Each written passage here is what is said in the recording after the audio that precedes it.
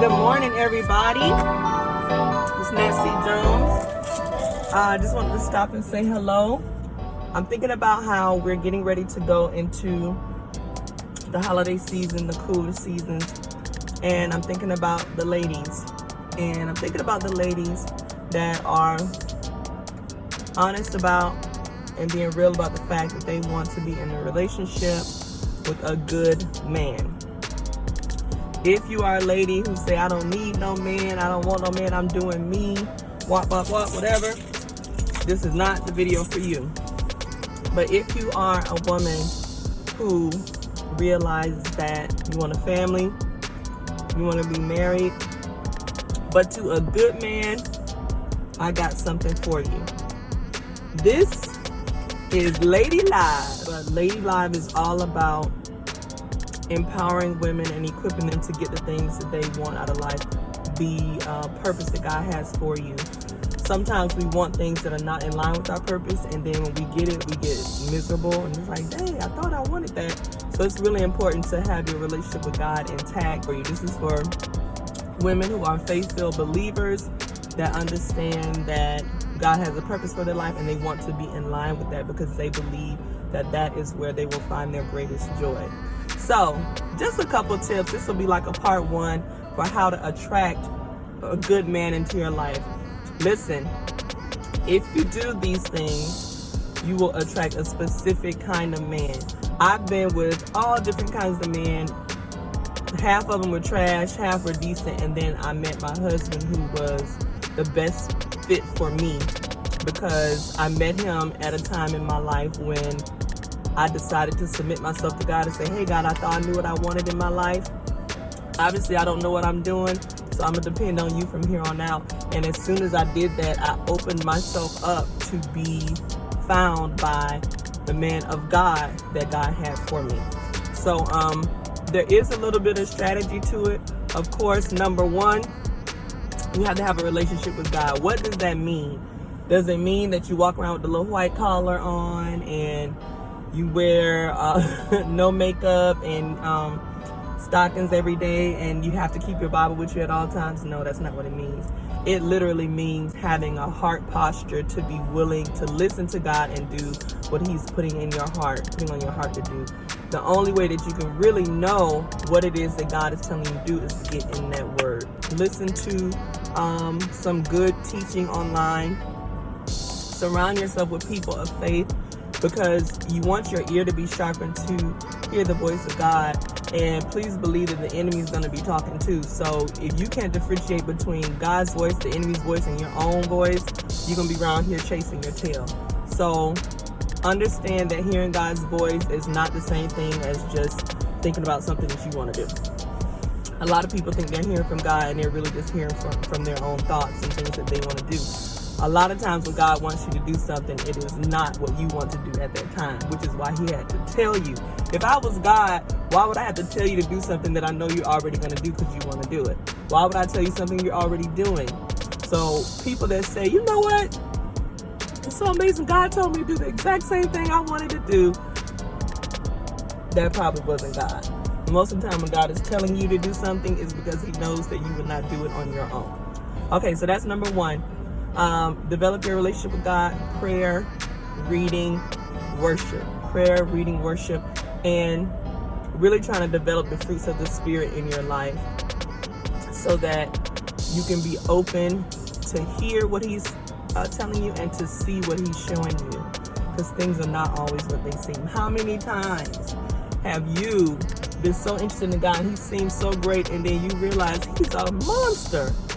Well, that comes with having discernment. If you don't have discernment, then you can only take things at face value, but things are rarely what they seem. So get that relationship with God intact. Now, don't get a relationship with God just because you want a man. I don't think He's going to appreciate that. Get a relationship with God because literally your life will be better because you have a relationship with your Creator. It's just going to be better. It's going to be what it's supposed to be. All right, so that's number one. Number two, smile.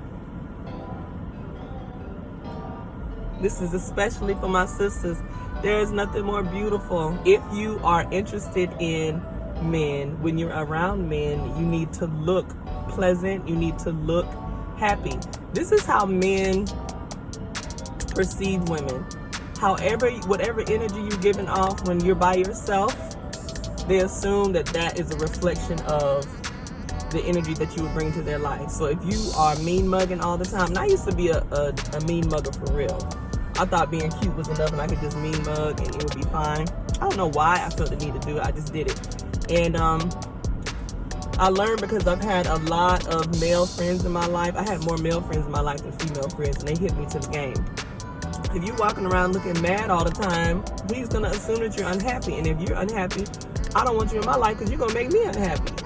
Because I don't care how fine you are, how good your sex is. At the end of the day, a man wants a woman who brings him peace. He needs to feel like when he's around you, the burdens that he has on his shoulders are going to be lifted. You're going to bring peace and joy and happiness to his life somehow because of the energy you exude. So, smile. Smiling is good for you. It's good for the people around you. It's tough out here right now. A lot of people are depressed and upset. Be that light. With your femininity, you have the power to bring a breath of fresh air into the room. Celebrate it and do it. Smile. First of all, you should be happy. And if you're not happy, number 3, get happy. Get happy. Learn how to see the positive in life instead of the negative. Because I promise you, when you get in a relationship with your fiance, your husband, y'all are going to have to learn how to move through life together and make the best of things. And if you are a grouch or someone who's negative, critical, always complaining, just never happy, he is going to be more likely to be tempted to cheat. Because at the end of the day, what I told you, he wants peace. He wants you to help him to stay in a peaceful place, in a happy place. If you coming into a man's life makes him depressed, or every time he pull up to the house, he's like, oh, I gotta go in here and deal with all this crap. You want him to be happy to be home. One thing that I'm proud of about my husband, what my husband says about me, and it took a while for us to get there, but I had to learn. What he said was, I like going home. I like my wife. I remember there was a time when the Super Bowl was going on, and I was like, hey, you gonna go watch the game with the fellas or whatever at they were gonna go to Ale House or something? And he was like, no, I'll just stay home and watch it. I'd rather be around you and the girls. And that meant a lot to me because I know that's a guy thing. Like, I want to go watch the game with the fellas. Your man should want to be around you. And if he doesn't, you have to think about yourself. It's easy to point the finger outward and say, well, he just a piece of crap. Think about the type of energy that you're bringing to the relationship. We have to put our big girl panties on and take responsibility for the life that we create around us, how we make people feel and how we allow them to let us feel. Your relationship is an opportunity to be creative. You're creating a space and an atmosphere for love, for healing, for joy, an escape from the reality, the harsh realities of what's going on in the world right now. It's a really cool thing. I honestly don't believe that there's anything more important than relationships. Not just romantic relationships, but relationships, period. Because everything that we need in this life is going to come through another person. Everything. And you're not going to make it out here alone. We weren't designed to do so. I know our egos tell us, I don't need anybody. It's just me, myself, and I. You can't make it by yourself. Nobody can. That's why when we were born, there were already like a lot of people here on the earth because God knew that we needed each other. And it takes humility to admit, I need you, you need me. Now, if you're on some bull, if you're a toxic person, I don't need you. But I do need people, certain kinds of people in my life. And admitting that and being honest about that puts you in a vulnerable place, but it puts you in an honest and truthful place where your heart can be open to invite the right kinds of people into your life. So remember, number 1, relationship with God. Number 2, smile. Number 3, be happy so that you can smile. Now, there are a whole lot more steps to this. Those 3 are just the ones I want to touch on today. It's very possible to attract a good man into your life, but you got to do more than just put on makeup and twerk. You got to do more then just be cute. It ain't about just being cute. It's about the energy. It's about strategy. The movie King Richard is coming out. King Richard is a story based on Venus and Serena Williams' father. I love the trailer. If you haven't seen it, Google it. And one of the things that he said to his daughters when they were young is there's nothing more powerful than a woman who can think. God gave us a special kind of brain to be able to look at situations, notice the details, and adjust so that we can get the things that we want, and we can create the kind of environment and atmosphere that is fertile for whatever it is that we say we want. But many of us don't do that because it takes time to think, and you have to get outside of your emotions in order to do that. But I'm gonna show you how to do it. I've learned how to do it over the years because I've listened to men. I've listened to wiser women, older women, because I knew that they would tell me the truth, and they did, and the truth is not at all what I thought it was.